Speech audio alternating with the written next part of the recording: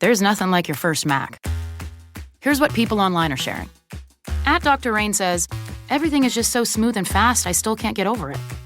Syncing stuff between my phone and this is just chef's kiss. @Mr. Incredible 488 says, Apple Silicon basically cures low battery trauma. That's how they felt with their first Mac. How will you? Introducing the all-new MacBook Neo. An amazing Mac at a surprising price. Find out more on apple.com/Mac. Pre-recorded from Joe's mom's basement, it's a rewind episode of the Stacking Benjamin Show. Hey everyone, I'm Irene, Griffin the intern's mom, or like the guys who sold me all that discount candy corn likes to call me, the Fintern's mom. That stuff was still overpriced. Today, I come down here to give these guys a piece of my mind. Have you heard what happens every time the guys go away? Have you heard? My son, the most handsome, kindest boy in America, is left down here in this dungeon of a basement alone. Alone! What's a mom to do?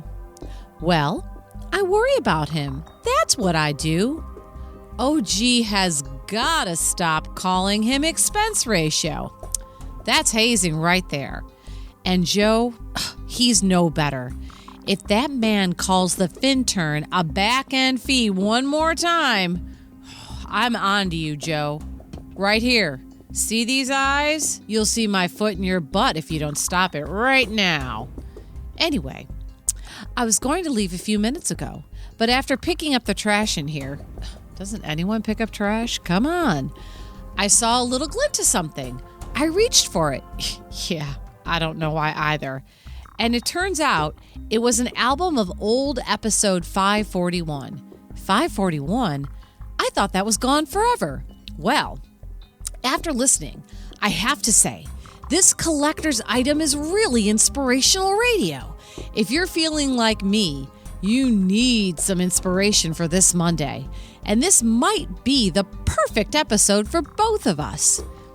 Back in 2017, Joe sat down with Deacon Hayes, winner of the Plutus Blog of the Year Award, and talked with Deacon about getting his personal money act together.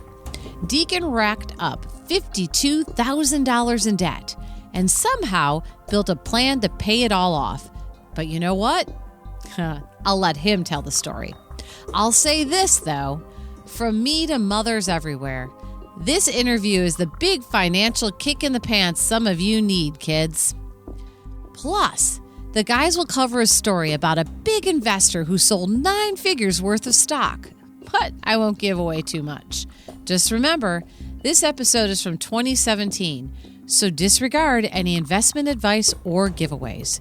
Enjoy! Fintern's mom out. Oh, I can't believe I said that. Who says that?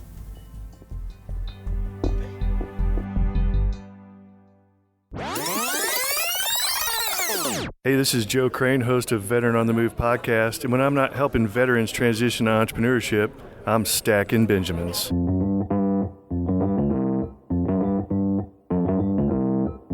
Live from Joe's mom's basement, it's the Stacking Benjamin Show.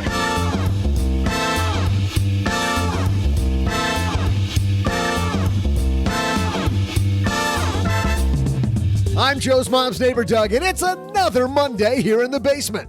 That means mom's making pies, OG's in a foul mood, and me? Well, I'm going to kick off your week by introducing our amazing guest for today's show.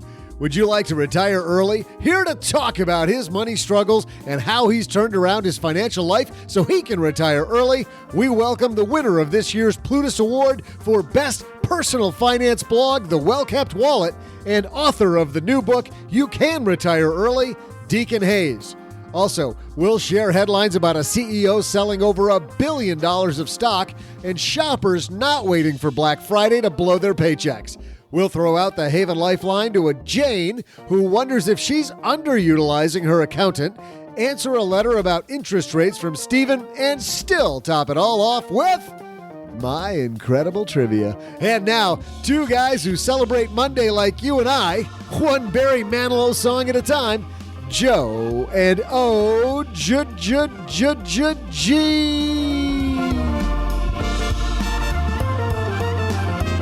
I think he's the guy that thinks he writes the songs. The ones that make the whole world sing. Yeah, exactly. I was thinking like Easy Like Sunday Morning. That was the song that came to mind. That's how I feel today on Monday. That's not a Barry Manilow song, though. Oh, yeah, no, Richie. I knew that. Hey, everybody, I am Joe Saul-Sehy, and welcome to another episode of the 70s and early 80s Songs for the Win podcast. How's it going today, man? Happy Monday. It feels like a beautiful start to the week. It is a fantastic way to kick off. We are in the week. final approach of 2017. Isn't that sad? I find that kind of sad. Kind of, but... You know what isn't sad is the fact that we got a new sponsor, OG. Thanks to Harry's for supporting Stacking Benjamins. How about that? Get your free trial set. I just got mine, including a razor handle, 5-blade cartridge, and shave gel. Go to harrys.com/SB. Free stuff for listening to the show. And also, did you know that according to a 2016 Gallup poll, about 48% of all Americans don't own any stocks? If you're one of those people, you can start with M1 Finance. They're out to change that trend and help you be invested, maybe by saving a little bit at a time, huh? Set up an automatic savings plan into an M1 Finance account. You can open it with as little as $100. If you use Stacking Benjamins in the promo code, guess what? The whole first year is free. With M1, you can select from one of dozens of professionally designed portfolio pies, as they call them, or you can customize it to your liking. So make it as easy as one of those crazy robos, or as you decide to take the training wheels off and do it yourself, you can also do that too without having to change accounts. StackingBenjamins.com/M, the number one finance. Download their mobile app or hit them on the web. M1 Finance, be invested. We're invested in a great show today. Deacon Hayes is joining us. We saw that guy walk across the stage at FinCon, OG. Yes, we did. Winning that big old Plutus award. We're happy to call him a friend of ours. Deacon Hayes coming down to the basement. Frequent guest, but he's got a new book out. Simon & Schuster, too, man. Oh, the Penguin people. I know. We know all the... I don't think so. I think that's Penguin. I think Penguin's the Penguin people. Oh, okay. Good to know. But we got some headlines, so let's move. Hello, darlings. And now, it's time for your favorite part of the show, our Stacking Benjamins headlines. Recent story here from TheVerge.com. World's richest man just took home a 10-figure payday. This by Nick Stott. Amazon CEO Jeff Bezos sold more than $1 billion worth of stock a couple weeks ago. $1 billion worth of stock at one time. You can't really live on that, but that's, as somebody told me on Twitter, they're like, that's nice walking around money. Yeah, a little bit of folding money in the pocket. I like that. A little folding money.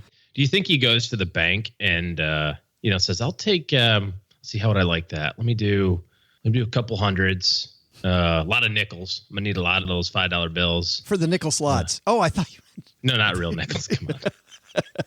Jeff Bezos doesn't. He calls the $5 bills nickels. Yeah. Sure. Yeah. Sure. He gets a couple stacks of hundreds, some 50s. You know, the reason I wanted to bring this up though is because what does he do with the money after that? Well, that's my point, is that my son just started a new job and he really likes the company he's going to work for.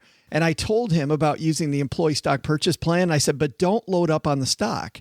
And he is a 22-year-old new investor. And it's the first time my son's ever looked at me like, yeah, I don't buy that. I think I'm going to load up on the stock. and even Jeff Bezos selling off a bunch of his stock. And some people also think this is a sign that the stock's going down. This doesn't mean anything about anything. A lot of those high compensated corporate executives put plans in place with their financial advisor team and tax team years in advance to automatically liquidate a certain amount of stock, at certain intervals. In fact, he can't just, Bezos, he can't call up his broker and say, hey, dump 1 million shares today, right? Because he's an insider. And so he has to follow all these different rules of disclosing when he's going to do it and all this other sort of stuff. In all likelihood, he planned this liquidation, a month or year or 5 years ago. It's just part of a tax plan, basically, and diversification plan, right? Yeah, I mean, he's got a huge amount of his net worth tied up in his company stock. So diversification is so important. I mean, Bezos knows what's going on, to your point, on the inner workings of Amazon. So for him, he has to sell, or at pre-range times, or there's a better chance that he might end up in handcuffs. But when it comes to people that are on the ground floor, like my son, you don't have any idea what's going on, corporate strategy wise. You know what they're telling the masses at work, but you don't know what's going on. I mean, look at Enron. We were having this discussion over the weekend on a walk with some friends that there were 4 people at the top that knew what was going on at Enron, and all these, secretaries and office staff people all lost their jobs, lost everything. And you keep hearing the stories about these people that didn't diversify. Well, and how many times have you heard when you were an advisor, people say, oh, well, I know what's going on in my company, so therefore I want to, I can tell we're having a good quarter. It's like, unless your business card says chief financial officer or chief executive officer or senior vice president of whatever, there's a pretty good chance you don't have any idea what's happening behind the scenes. And even if sales look good this quarter, they could use this quarter to write off some losses from the past. I mean, sure, there's all kinds of things. So many moving parts there. Yeah. Yeah. Our next headline. Be diversified. Amen, brother. Next headline comes to us from Market Watch. This is by Tanya Garcia. This is weird news out of this holiday season. Fewer shoppers are waiting for Black Friday to get a good holiday deal. In a promotional environment, shoppers are finding a good deal all year round. It says experts still expect Black Friday to be the biggest shopping day of the year. I don't think Black Friday is the biggest shopping day. I think it's the biggest because we do Black Friday every year here on the show, and I think it's the biggest maybe by volume of people out shopping, but I don't think it's the biggest. I think we decided that last year. Doug had a trivia question. I think we decided like the weekend before Christmas was the biggest. The Saturday, I believe, specifically the Saturday before Christmas. And I think that Cyber Monday 52 weeks and find out. Really up there too. About half, 52% of the respondents to Accenture's latest holiday shopping survey said it's less likely they'll shop on Black Friday this year. Of those Black Friday non-shoppers, 64% said it's because of the crowds, and 44% said they can get discounts that are just as good on many other days. We have... Well, again, we also talked about the fact that the discounts are better later in the season, which would make sense, right? Like, sure.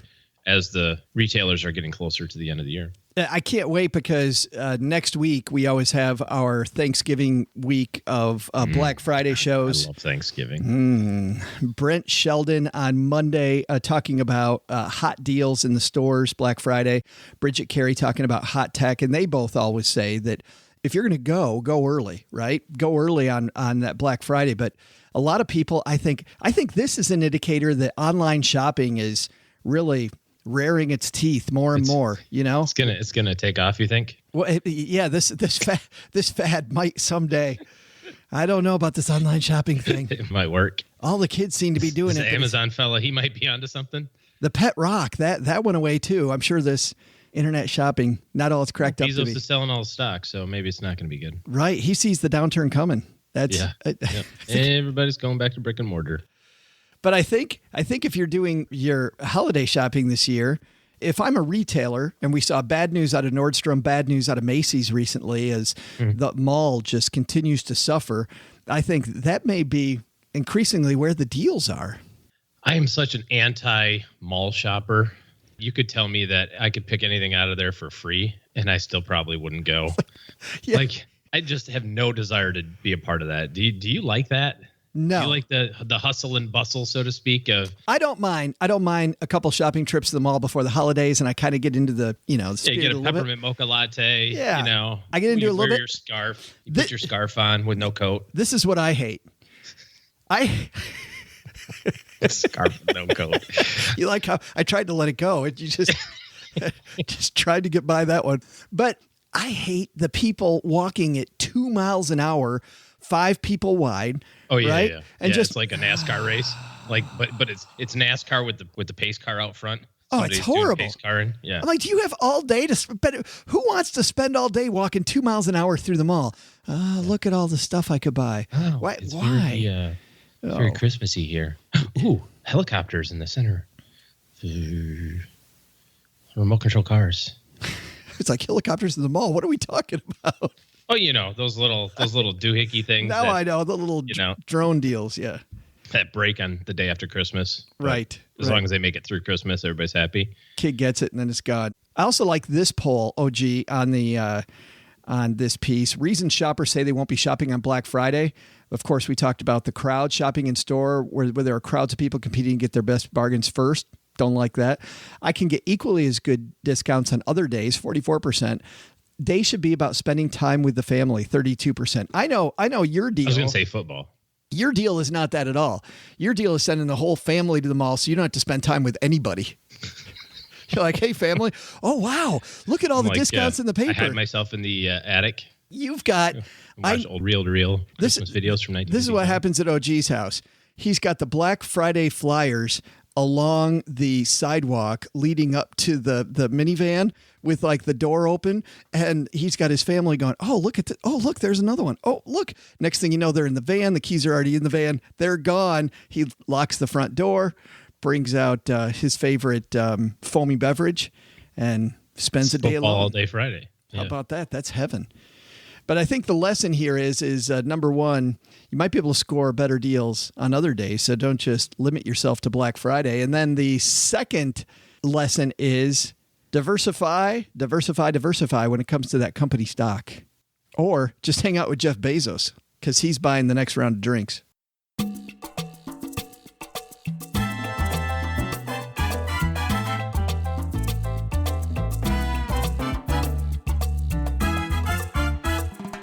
Deacon Hayes upstairs talking to Mom.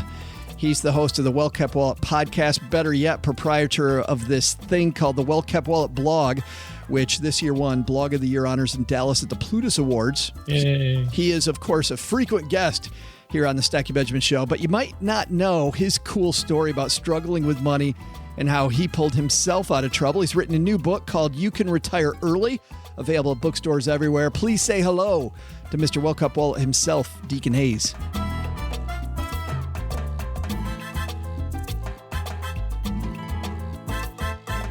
And walking down the stairs right now. Have a seat, man. Deacon Hayes is here in the house. Hey, Joe. Wow. Great to be back in the basement today. It smells nice down here. Well, thank you. Much better than it did a few weeks ago when you were just down here. Of course, we'll blame that on Len Penzo. Yeah, and those mics. Right. You are not a guy who's retired early, but you are a guy who has lived an unconventional life, even though it didn't start out this way. And I guess your journey kind of starts with selling some wood floors. Yeah. So back in the 2008 era, right, back in the recession, I decided it was smart to get into selling wood floors for homes, when homes were not selling so hot. Because that's where the money is in wood flooring. That's where the money is. Well, so these were luxury wood floors. So, okay. It's funny because they were $40,000 floors or $80,000 floors. Wow. Most people will be like, that's ridiculous. Who buys those kind of floors? Well, millionaires and billionaires buy those kind of floors. But back then, even those guys were struggling. So you get into the wood flooring business right at the same time the market drops out in real estate, which means the market drops out in wood floors. You must have been then on commission. Were you being paid commission? Yeah, it was so interesting because it was 100% commission. So I didn't even have a base salary. So it's like, hey, let's go get into this lucrative industry and get paid 100% commission when it's not so lucrative. What did your bills look like at that point? I mean, did you own a house? So I had bought 2 properties at the height of the market. So our bills were pretty high and we had a lot of debt. We had $52,000 in debt outside of mortgages. So our financial situation wasn't the greatest and realized we needed to really do something about that. And wood flooring wasn't going to be enough. I'm sure that you're not panicking at all. We weren't panicking, but we were definitely in a state where my wife and I were just about to get married and we realized, hey, we need to do something about this, right? So my wife got her first full-time job as a teacher, which, how that pays a lot, combined with my commission sales job, right? So it wasn't the best combination at that time, but we realized we need to put together a plan and we wanted to start with paying off all our $52,000 in debt. I want to get back to this in a second, but this is the same thing, by the way, for people that want to retire early. This is the same thing that you advocate in your book, right? I mean, start off with a plan and maybe it's going to be a little unconventional. Yeah. So the idea for us was I need to set an actual deadline, right? With anything, you could say, hey, I want to get out of debt or I want to retire early. But unless you set a deadline, you can't really achieve a goal because you don't have a destination that you're going to. So we said, okay, I want to pay it off in 18 months. Or I should correct myself. I said that. All right. My wife thought that was a little bit ambitious, right? I think that's a lot. So- $52,000. You're on a commission-only job. She's a school teacher. I mean, God bless school teachers, but like you said. So she said you're nuts. I think you're nuts. What happened? I started going back to some of the ways that I made money as I was growing up, right? My grandma was an antique dealer, and she would go to yard sales, and she would find random things like these spoons. They had like engraving on them, and they had like horns on them. And, to me, it's just spoons, right? She sold them for over $1,000 on eBay, and she might've spent $20 on them at a yard sale, right? I'm like, okay, I need to figure out how to do something with this. So I used to manage an electronics store. So I thought I knew electronics. So let me look for things that are familiar to me, like routers and Game Boys and, anything with a barcode. And then I would look it up on Amazon. And let's just say I found a router and I'm like, okay, this model is selling for lowest price is $50. And I say to the guy, how much do you want for this? He say $5. I'm like, sweet. Buy something for $5, sell it for $50. Wait a minute, right? do you have so your this phone? is what I'm doing on the weekends. Yeah, but do you have your phone out right then and you're doing the arbitrage like right in front of him on your phone? No, I kind of do it indiscreetly, right? Like I might pick it up, look at the model number, and then I'll put it down, and then I'll kind of walk around, and I'll pull my phone out. Like I don't want to be that guy, but the reality is, I've had yard sales before, and the goal is I just want to get rid of stuff, right? Like I'm not looking to make a profit. I just want to get stuff out of my garage. So most people understand, like, hey, you could sell this for more, and if they wanted to, they could, but they don't want to put in the effort to do it. So did your wife take part in doing this too?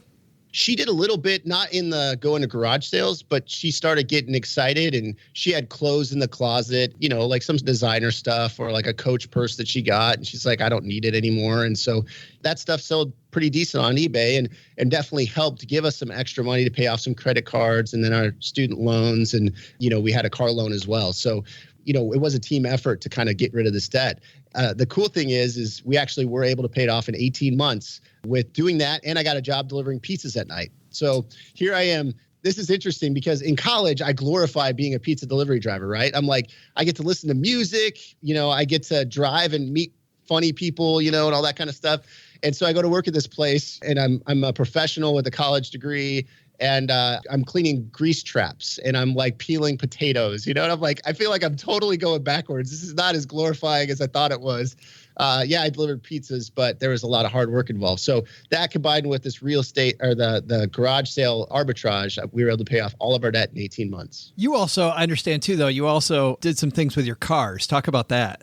Oh, yeah. So my boss at the time at the wood flooring place said, hey, Deacon, you need a reliable, decent looking car to take clients around in. So he brings in an ad out of the newspaper. It basically said, here's this Nissan Altima. It's only $300 and something a month. He's like, you could afford this. And I'm looking at him like, hey, it's a decent looking car. I could afford $300 payment or whatever. So that's why I ended up getting it.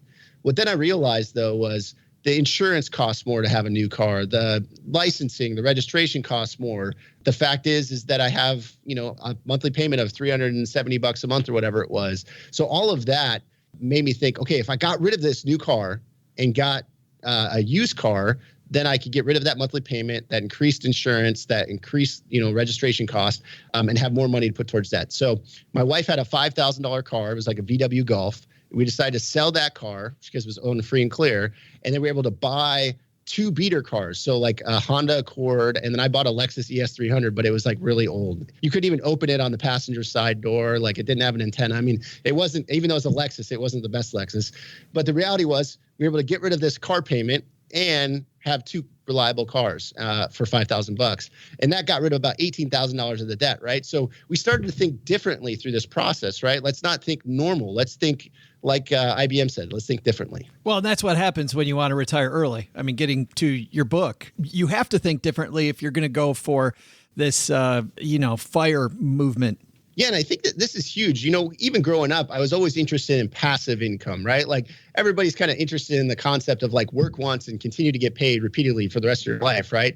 And that's why people invest in the stock market, real estate, et cetera. And so that kind of put me on a path to say, hey, what are those avenues, right? How can I personally, and then how can I teach others to develop a plan, set a deadline to retire early, and then achieve it? And so the three main avenues are going to be through the stock market, real estate, or business, right? And so I've chosen business. We also are invested in real estate through what's called crowdfunded real estate and the stock market. But business is the main way that I go. And the reality is we will be financially independent by 42. Basically, that's what we're on track to do right now. And it's just about setting a goal and then mapping out a plan to achieve it. When you talk about business, I want to be clear to people listening. It's not just owning the business, it's building the business so that you can sell it in the future.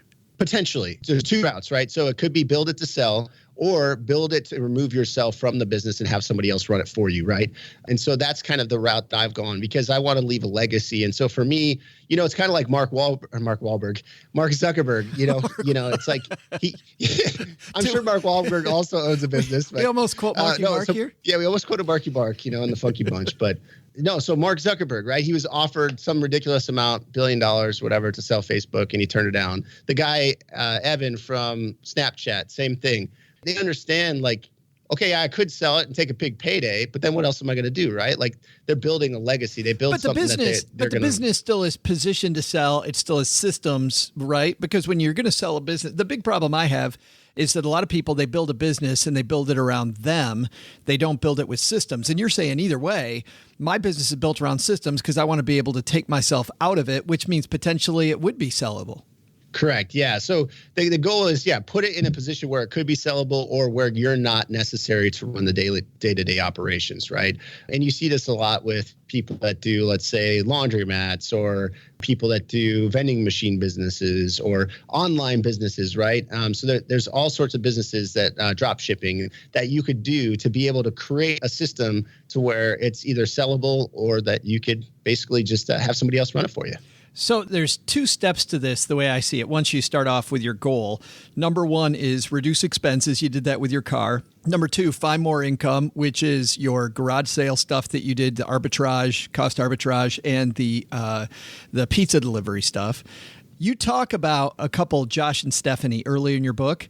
They also went through a lot of stuff. And I'd like you, if you don't mind, to go over some of the things that people do, because it's not as hard as it seems for you to get where you want to go. I mean, you set this aggressive goal, Deacon, of $52,000, and it sounds to a lot of people out there like this has to be hard. It doesn't have to be as hard as you're making it sound. Yeah, I think that the challenge is there's so many things vying for our attention, right? And so people need to be very focused and they have to say, okay, what's really important to me? And so for my wife and I, we wanted that peace of mind. We wanted to make sure that we could provide for our kids' college, right? We wanted to be able to travel the world. And so once that why was strong enough, now we're willing to do the other things, right? Like sell the brand new car, get rid of the cable, get rid of gym memberships, right? Like the stuff where if you don't use it and it's not important to you, get rid of it, right? For some people, they're not willing to make that sacrifice. But if it means retiring 20 years earlier than the next guy, and if you have a strong why, then you're going to be willing to do that, right? It also depends on where you live, right? Like if you live in New York City and you want to retire early and you only make $50,000 a year, it's not going to happen, right? So you either need to get a much higher paying job or decide to move out of New York City, right? So for some people, it is kind of this harsh reality of, okay, what is realistic and how do I get there?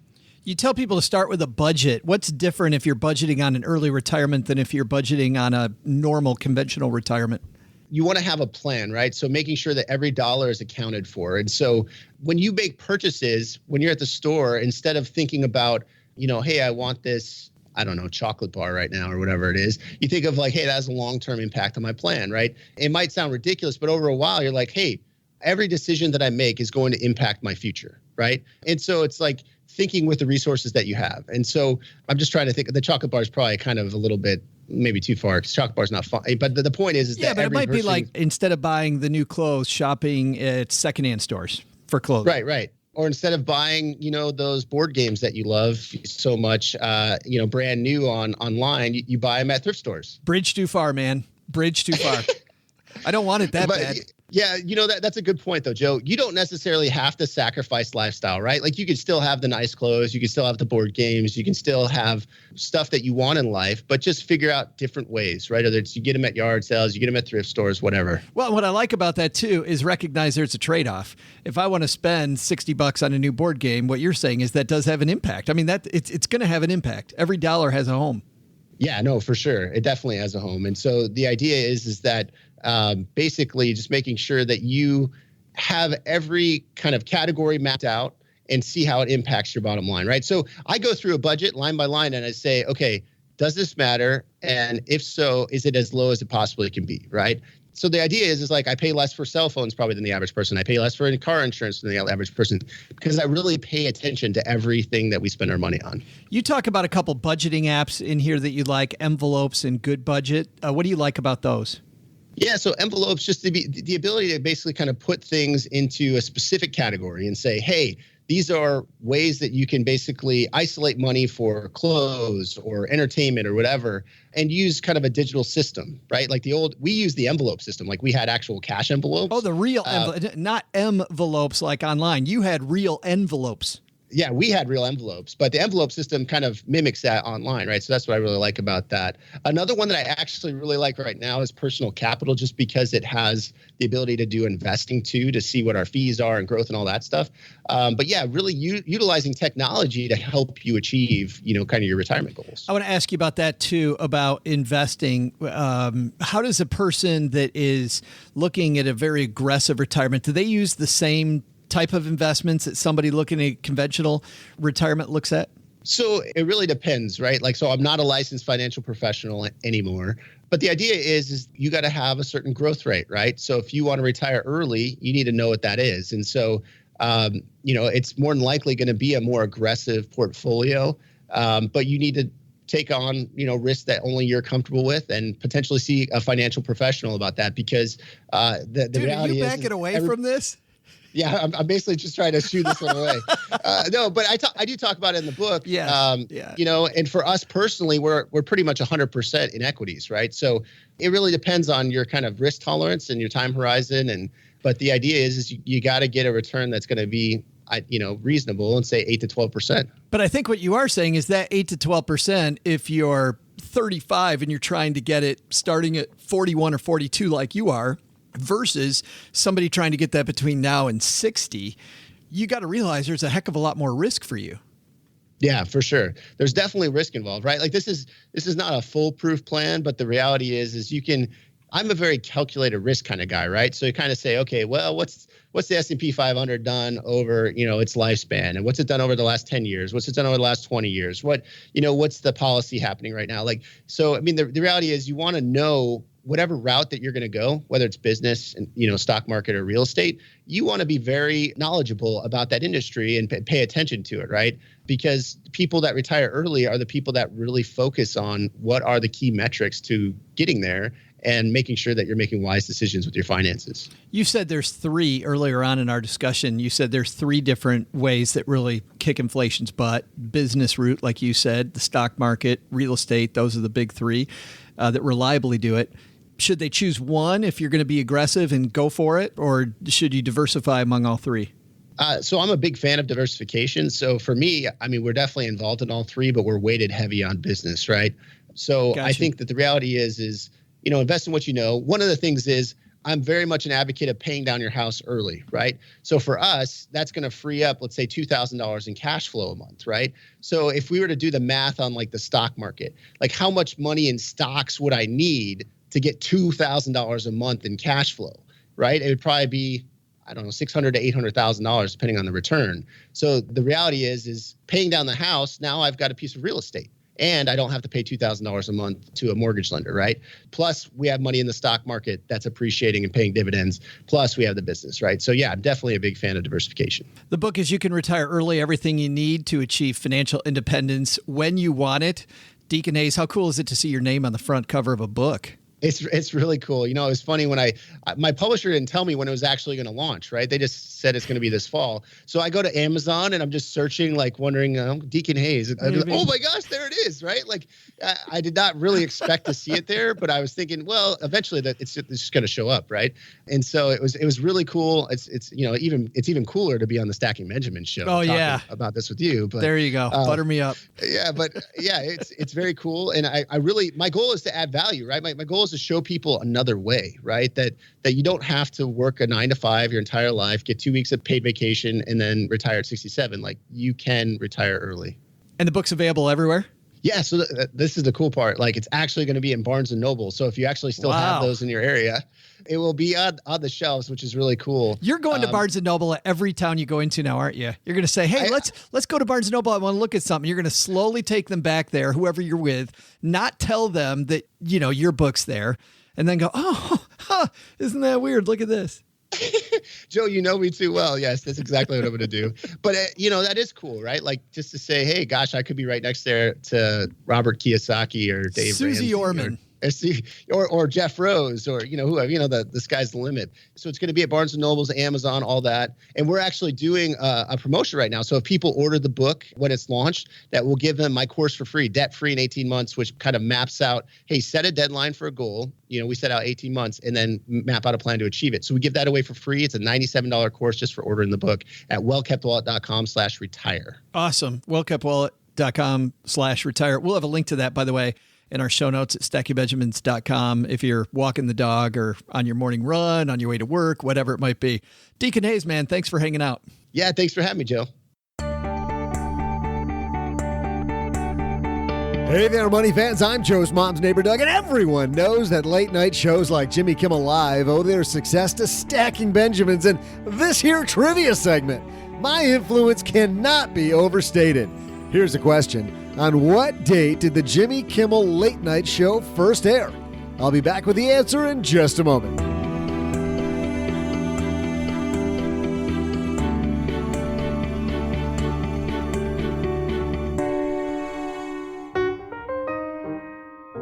Thanks to Harry's for supporting our podcast.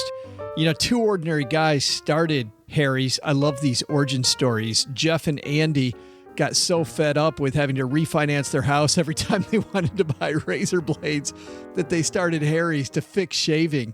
They knew there was only one way to ensure quality, so they bought their own blade factory. Here's a recipe for success.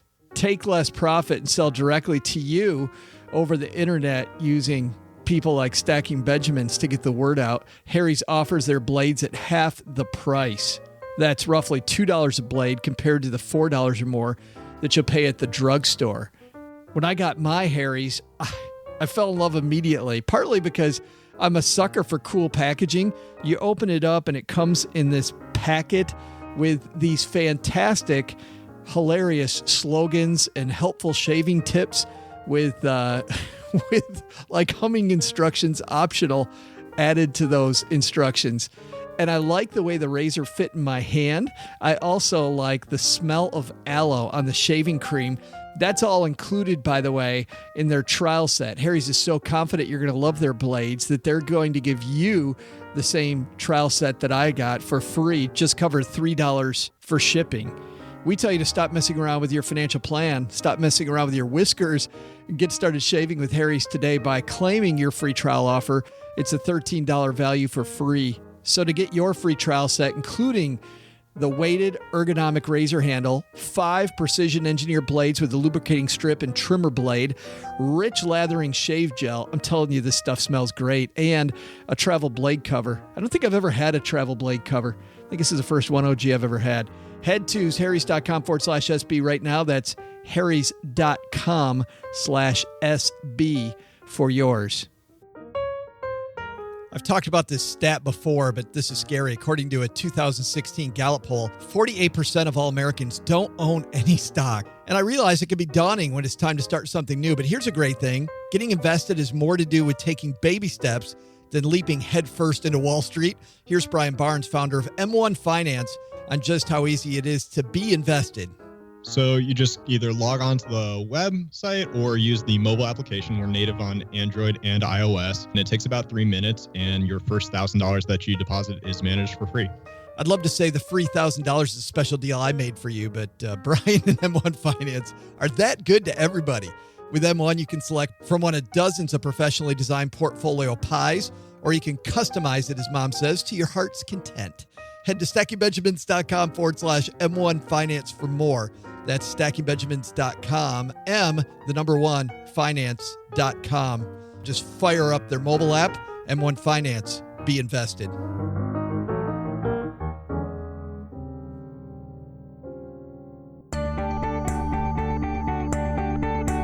Howdy, trivia fans. I'm Joe's mom's neighbor, Doug, and I'm holding in my hands the answer to today's trivia question, which was this. On what date did the Jimmy Kimmel Late Night Show first air? The answer? Jimmy Kimmel Live first aired on January 26, 2003. Kimmel's known for involving members of his family and friends in the show, which only proves that, of course, all that success is probably derived from yours truly. See ya! You missed it by a matter of days. Not far off, right? I mean, I was trying to figure out who was before him. You know what? You know what I mean? Like, because that would have given me a clue. No, I don't think there was anybody. There wasn't one. Nightline was expanded then. With Ted Koppel. Mm-hmm. Nightline with Ted Koppel. Yeah, and I think that has something to do with it. Was Koppel kind of stepping down, stepping back then a little bit? I don't remember. No. Remember it would be done and he would say, "Good night, everybody." And then it'd be like the national anthem and the flag and then just the snow. I don't remember it. You don't remember TV ended, right? At 1 a.m. I do know that, Grandpa. I do. One of us is closer to that than the other. Grandpa, could you tell me a story about the time the TV ended? My kid said something about, well, Dad, but in your day, TV was black and white. In your day. No, it wasn't. So awesome. Hey, let's throw out the Haven Lifeline and tackle some of life insurance's most important questions. Our friends at Haven Life Insurance Agency, they are disrupting the life insurance industry by focusing on those two things you value most, OG. Amazon stock, Black Friday ads. Yes, of course. Or your family and your time. I mean, either one of those. Yeah. Of course, for you, it's spend a week with my family, and Amazon stock moves up the list a little. Sending your family to the mall and your time or year two. They were the first life insurance startup that's wholly owned by industry giant Mass Mutual to create a high quality, affordable term life insurance policy you can purchase entirely online. Qualified healthy applicants. They even skip the medical exam. They don't skip to the medical exam. They skip the exam. Head to stackingbenjamins.com/Haven Life now to get a free quote and learn about life insurance the modern way. You can't overstate not having to do that medical exam. So much faster. Well, it's not just the medical exam. It's the fact that you can be done with it in 30 minutes, not even 15 minutes. Yeah, why not? Let's say hello to our new BFF, Jane. Hi, Joe and OG and Joe's mom. I have a accountant that I use for my taxes, and I think I really underutilize them, or the fact that I think my taxes are getting more complicated with more dividends and things like that. What are the type of questions or topics that I should approach them with in order to better utilize their services above and beyond just filling out my tax return in March or April? Thanks. Jane, you got these professionals in your corner, OG. You should probably use them. When it comes to the CPA accountant type relationship, I think a lot of people do this exact same thing, right? You see them once a year, you drop off your stuff, you come back, you pick up your stuff. They say, "Oh, by the way, you're going to owe $1,000 or your refund's $1,200 or whatever, and that'll be $300 and you're done." And Jane's right. There should be more to it than that. Some of the things that I would be thinking about would be, what kind of withholdings should I have throughout the year? If you have a job that has incentive compensation, you get some bonuses or you get commissions or something like that. You want to pay attention to that throughout the year. What are some other tax deductions or opportunities that I haven't taken advantage of in the past that would help, my tax situation, in the future. Because the problem when you get to the CPA's office in March is, there's very few things that you can do in March that affect your taxes from last year, right? So you have to make all those tax changes in 2017 so that when you do your taxes in March, you can reap the benefits from them. So I would make sure that your CPA is aware of any family changes, right? If you have a child grows up and is now not on your taxes anymore, you want to tell him or her those things early in the year and say, how does that affect my tax liability for the year? And then I think a little bit, to some respects, in terms of tax planning, a little early right now with all the proposed tax changes, but as soon as those things become more cemented into the law, I would definitely have a conversation of, now what do I have to do? Where are we at in terms of tax brackets? And great questions for CPAs or financial advisors are things like, how much should I contribute to a regular 401k versus my Roth? These are questions that they should be able to model out in tax software and say, here's the impacts to you, dollars and cents. I have had a few different people help me with my taxes over the years. And the first person who helped me with my taxes was horrible. And even as I asked them for help, they really seemed unable to give it. And sometimes it's just the wrong person. I like using my tax people for, like, to your point, OG, what are all the things I could be doing? Let me tell you a little bit more about me and where are my opportunities at to maybe put together a better puzzle. All this first gentleman wanted to do, and he had so many designations, it wasn't funny. I thought he was the perfect guy. All he wanted to do was put together the puzzle. That's all he wanted to do at the end of the year. I really needed the education piece. So Jane, depending on where you are, to OG's point, the education piece might be the big part you need. Cool. By the way, a resource for that, our friend Devin Carroll at the Big Picture Retirement, they did an episode early on in the Big Picture Retirement podcast. It's episode 5, Hiring the Right Tax Advisor. What I like about that, they go through all the different ways different tax advisors are paid. So what's the difference between a tax attorney using software yourself, a CPA, and just somebody who's a tax preparer, and really does a good job of walking through all those and who's right for which one. So episode 5 over there, I thought was a pretty comprehensive episode. Thanks for the question, Jane. We also get letters down here. Doug brought down the mail this morning, and let's open up this one. Comes to us from Steve. Steve says, hey, Joe and OG, I'm 42 and have almost all my investments in stocks except for cash in my home. I've been told I should diversify with bonds or evil bond funds. He really wrote the word evil. My brokerage account offers some bonds where yield to maturity on 1-year AAA corporates are 1.3% or lower. 2 years are at 1.6%, 5 years at 2.1, etc. However, my cash is sitting in an online savings account yielding 1.4, is liquid and FDIC insured. I don't want to lock my money up long term as I won't be able to use it to rebalance. Am I missing something? Why would I invest in bonds? Thanks for teaching me nothing, Steve. Steve baits the OG hook, and now let's feed it to him. I think you've answered your own question, Steve. I don't know. This is exactly the problem. This isn't the problem all the time, though. Steve, you're looking at bonds right now at an interest rate environment that's not at all bond friendly. And so I understand OG's point about bonds, but don't take these numbers we have today as long-term bond numbers, because they're not. Ultimately, as you build your investment portfolio, you have to consider the potential swings that portfolio can produce, right?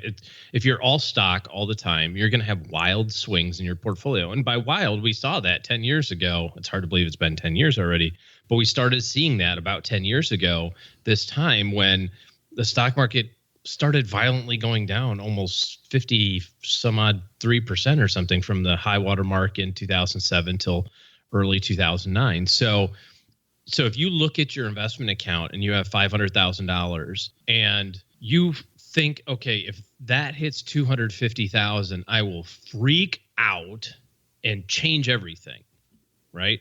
Then you have too much risk. You have too much volatility exposure. And then you have to have some fixed income in there to offset the fact that you just can't take it. Now, I think a lot of it is education, as long as you can work through that. And some of it's coaching, with an advisor, something that says this time is not different and just turn off the news and that sort of thing. You can kind of get past it. But I see a lot of people who talk a big game, right, with all stock exposure. Oh, I didn't sell anything in the last bear market. It's like, well, yeah, you were 27 and had 19 grand. Of course you didn't. Now you're 37 and you have $640,000. It gets way harder. So you tell me that, and you make 100 grand a year. So if you lose 3 years worth of income in 6 months, you're not choking. You're not going to seriously consider making a change. Yeah. I can tell you on this side of the table, I don't know about your side, Joe, it's hard when it happens here. And I know what to do. It is painful. Oh, it's ridiculous. I played golf with Steak Brother the other day, and he said the same thing. He says, I've never seen the market go down. He's like, I'm going to freak out. And I don't even have that much money. I said, well, you're going to have less next time you have to buy me a meal. But, so part of it is the tactical nature of fixed income being unattractive in terms of the interest rate, kind of what you're saying, Joe, and Steve, what you said in terms of your viewpoints. But the other side of the coin is you have to recognize what they're there for. I don't think you should ever have them, but that doesn't mean that we never recommend them, right? Because it's all about behavior and how you behave if the market goes down by half is really the only thing that matters. And if you're going to freak out, then you have to have something that makes it so that the market going down by half doesn't affect you as much. Thanks for the question, Steve. If you've got a question for the show, send those to joe@stackingbenjamins.com. You'll also see on the website, you'll see a spot that says just questions in big letters. Click on that and you'll get the Haven Lifeline and a spot to send in your letter. And finally, as we roar here into the fourth quarter, we're starting to do our planning here for next year in the basement. If you're starting your planning, great time to do that is right now. OG's taking on new clients. Head to stackingbenjamins.com/letter O, letter G to get your 2018 plan started with OG in your corner. That's going to do it for today. Coming up on Wednesday, Lisa Phillips buys real estate that's so inexpensive, people tell her she shouldn't buy it. Ooh, so, I like this idea. Yeah, they're like, ooh, how could you do that? And she does it like really expensive, like $7,000 inexpensive, like 30 and below. Oh, nice. Okay, cool. Yeah. So Lisa Phillips going to talk to us about incredibly affordable real estate on Wednesday's show. She will tell us all about that, and of course, the same mix of potpourri that is the Stacking Benjamin show. Doug, potpourri. Take it from here, man. What should we have learned today? Sure thing, Joe. But before I tell everybody what we should have learned today, can I be the first to say that you and OG harmonized the chorus of Weekend in New England like nobody I've ever heard before. Truly touching. Okay, folks, let's get on to the lessons for today. First, take a lesson from Deacon Hayes. Things not going well? What side hustles can you start that'll solve your short-term problems and instead help you walk down the road to early retirement? Second, invested in company stock? It's never a great idea to hold on to too much. So like Jeff Bezos, it might make sense to sell off a spare $1 billion worth from time to time. But the big lesson? Don't stand over Joe's mom while she's busy making pies, unless you want to be the one volunteering to help clean up some later. I'd love to stay, but dishes await. Special thanks to Deacon Hayes for stopping by. You'll find his book, You Can Retire Early, wherever books are sold. This show was created by Joe Salsihai, produced by Richie Rutter-Reese, and engineered by the amazing Steve Stewart. Kathleen Selmans handles design, newsletter, and classroom opportunities. If you'd like to learn more, head to stackingbenjamins.com/classes. Online, visit us on Twitter at @SBenjaminsCast or on our Facebook page. Shannon Cowan is our community manager and social media guru. I'm Joe's mom's neighbor, Doug, and I do not like computer jokes. Not one bit. SB Podcasts may receive payment on the show from sponsors and guests in the form of books, giveaway items, discounts, or other remuneration. There's no way you would take advice from these dorks, but like Joe's mom always says, don't take advice from people you don't know.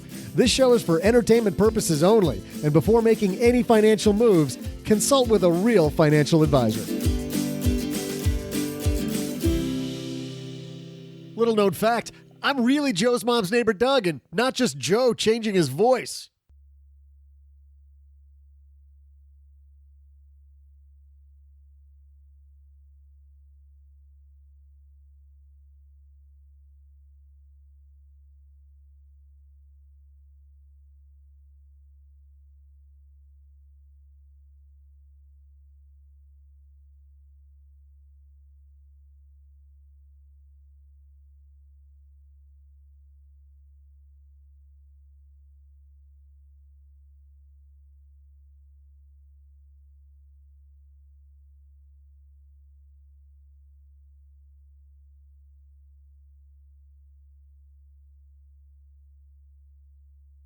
Oh, this is great. This is flipping great. Sounds like I've heard this before. This comes to us from from where? SF Gate says California man's professional commercial. Well, I'm just going to play the audio of this. Have you heard about this commercial? I have no idea what you're talking about. You've given me six words to figure it out. This is a commercial that a dude made, and I think he put it on eBay Motors. Here is the commercial. It says, my girlfriend needs to sell her car. To help her, I made this commercial. You're different. You do things your way. That's what makes you one of a kind. You don't need things. You're happy with who you are. You don't care about money. You have everything you've ever wanted. You don't do it for appearances. You do it because... By the way, I'm going to stop it right there because some of these things you need to see. She has her trunk hood open where she has a mirror underneath the trunk hood, and she closes it after looking at herself in the mirror. She gets in, she puts her cassette tape into the tape player and hooks her iPhone up to the cassette and the cassette player. And as she's pouring coffee right there, she has a full coffee pot in the seat next to her. And of course, there's some kids' toys in the back window that keep going back and forth as he's talking about, you're not keeping up appearances. You are who you are. It works. And this is not a car. This is you. It's a lifestyle, a choice, your choice. Introducing a used 1996 Honda Accord, a car for people who have life figured out and just need a way to get somewhere. Luxury is a state of mind. Isn't that awesome? Luxury is a state of mind. It says 96 Honda Accord. 141,000 miles, bid starting at $499. By the time they wrote this, people were just pouring on the bids. They're thinking that the car might earn the couple more than $20,000 because of that commercial. We'll see. That's an awesome way to sell a car, though. That's so cool. Luxury is a state of mind. Mm-hmm. I think they sold the thing with the coffee pot. I mean, if you can drive around with a coffee pot on the seat next to you, I'd demand the coffee pot comes with it, and I'd also the whole deal. Well, yeah, I got to negotiate for that tape thing because who makes those anymore? You can't find those anymore. No way. As is, all items for sale shown.